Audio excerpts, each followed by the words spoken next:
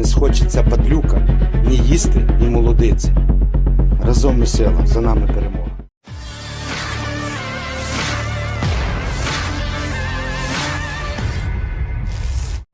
Intensitas perang yang semakin meningkat setiap pekannya memaksa kelompok militer Ukraina untuk bekerja lebih keras lagi.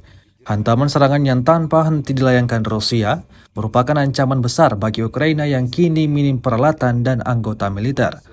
Meski begitu, pasukan Ukraina tetap bertekad untuk melawan musuhnya dengan berbagai cara.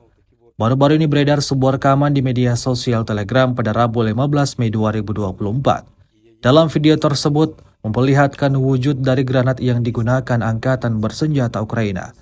Granat HE-M93P1 30mm Serbia untuk peluncur granat otomatis AGS-17 diproduksi oleh perusahaan Sloboda pada tahun 2023 dan saat ini sering digunakan Angkatan Bersenjata Ukraina. Orang-orang Serbia mencoba menyembunyikan asal-muasal amunisi tersebut dengan mengubah kode pabrik mereka dari SC menjadi AA.